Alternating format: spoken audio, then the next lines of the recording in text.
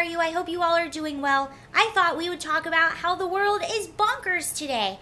So I'm going to read you a story out of the Los Angeles Times, and this has to do with Jimmy Fallon and a famous TikToker named Addison Rae, who I just learned who she was today. So that's what we're going to talk about in this video, and I didn't put one out yesterday, so I have another video coming out later today, and that is about Gina Carano.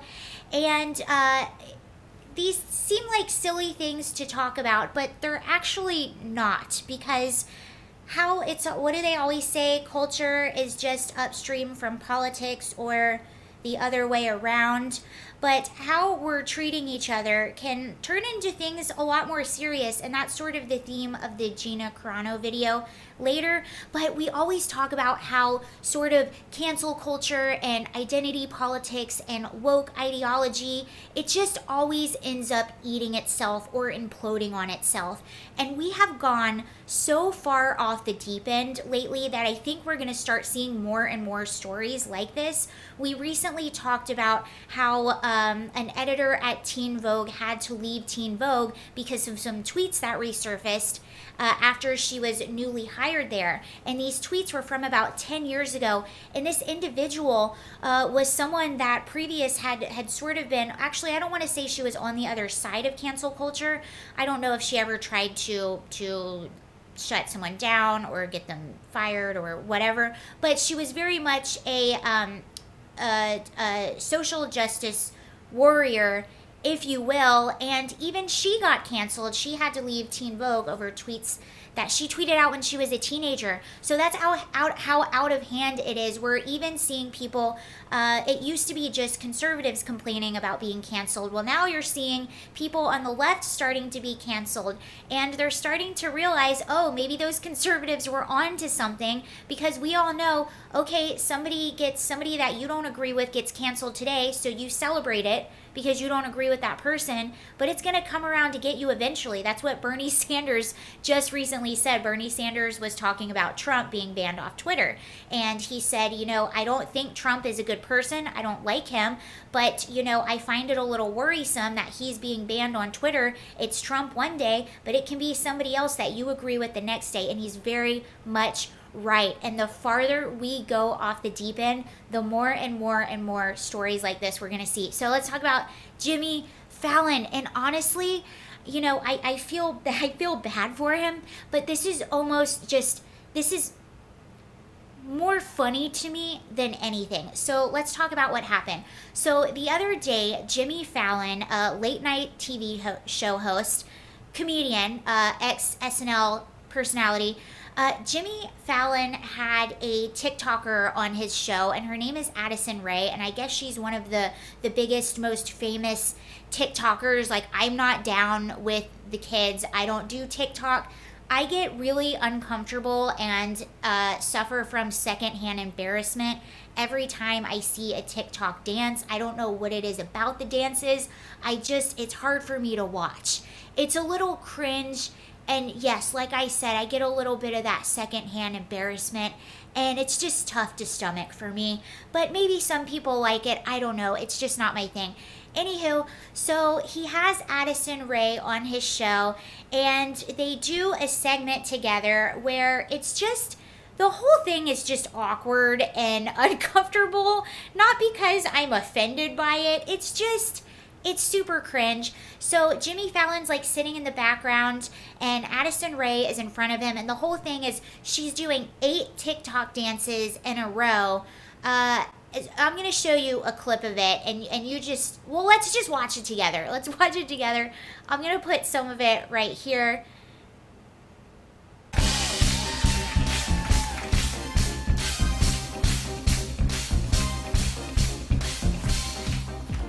So that's what happened on Jimmy Fallon. Cringy, yes. Offensive, no. I don't know. But we know in today's world, everything is offensive. Someone is going to find it offensive, and that's exactly what happened. So this story is out of the LA Times, and it says, Addison Rae taught Jimmy Fallon TikTok dances, but Twitter remembers who created them. So this is basically what happened. Many of TikTok's viral dance challenges were started by Black creators. But you know who wouldn't know that by watching Friday's episode of The Tonight Show, which saw one of the app's biggest stars, Addison Rae, perform several dances without editing or without crediting the choreographers? What was intended as a fun moment between Rae and host Jimmy Fallon, who are both white, backfired after the weekend as Twitter users demanded recognition for the people whose choreography was featured on the show. Stealing from Black entertainers and having white creators regurgitate it to the masses is American History 101, one person tweeted after Fallon shared a clip of Rae busting a move to 8 different songs. Okay, so that's what people are saying. Here's a few tweets. This one says, I think Black creators should just stop creating content for like a good 6 months and observe what these people come up with. Another person said, why is this average white girl successful for stealing content and dances from other people? Somebody else said, the fact that they have no idea how offensive this is sickening. This is systemic R at its finest. This white woman is benefiting from a broken system and was highlighted on national TV while the choreographers and actual artists that made the songs weren't even mentioned in the segment. Okay, so there is a copyright thing, and I don't know how that goes with dances that are clipped out, who choreographed them or whatnot, and maybe the show should have credited those choreographers. Here they are right here. This was in the LA Times. So this is the correct credit to who came up with these dances. So, but again, I don't think that's on Jimmy, and I don't think it's on Addison. Yes, it was very embarrassing to watch, but I wouldn't blame them for not having the credit. I think that goes into the responsibility of the show. And then, do you credit the dancers? Do you not? That's weird territory. I know when you use clips and video footage and photo footage and song, you credit the person, but I don't know. So they could be very much in the wrong for not giving credit, but I wouldn't necessarily blame Addison or Jimmy.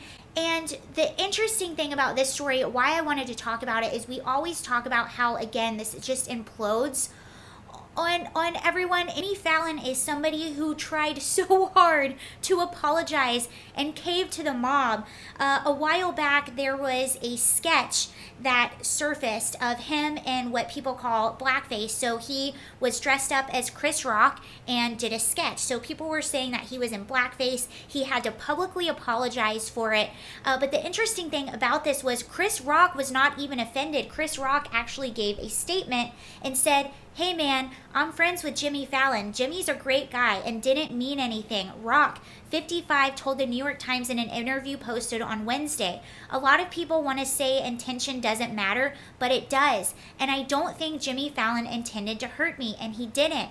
And I completely agree with Chris Rock. I mean, comedy back then was it was completely different than what it was now. I watch comedies all the time from the 90s and from the early 2000s, and sometimes my mouth hits the floor, not because I'm offended, but just because I know how everything is now, and I'm like, there is no way that movie would be made now. And there's so many other movies that could technically be canceled for having pretty offensive stuff that I haven't heard anyone talk about. It just seems to be selective outrage. Jimmy Fallon, not only did he apologize, he even, now I don't know if this is before or after, it would make sense. Let's see, June 18, and this happened. Okay, I don't know if it was before or after, but Jimmy Fallon even had Robin DiAngelo on his show, the author of White Fragility.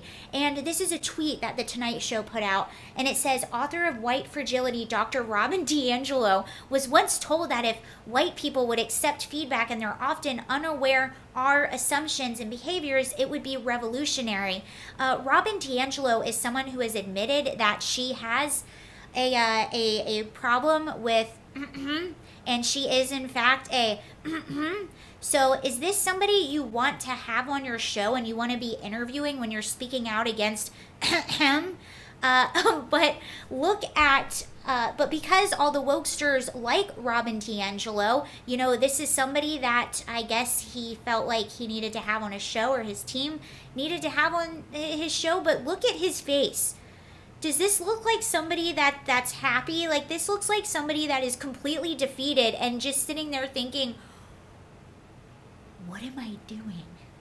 What am I doing? I mean, I don't know. I don't know what's going through his head, but you can see the picture and decide for yourself. Maybe I'm completely 100% wrong. But again, this is somebody who has apologized to the mob repeatedly, but no matter what you do, somebody is going to find outrage in it. Now, we don't actually know if the choreographers from this dance are in fact angry about this. Other people have decided to be angry for them. Maybe they are, maybe they want credit, but again, I think that goes back to the responsibility of the show. Addison Rae, her job was to show up there and do the things. Jimmy Fallon, his job is to show up and say the things and do the things, and then those technicalities are to the other people involved in the show, not to them. Are they guilty of cringe? Absolutely 100%. Honestly, I don't even know who would really want to claim that. It was just really awful dancing.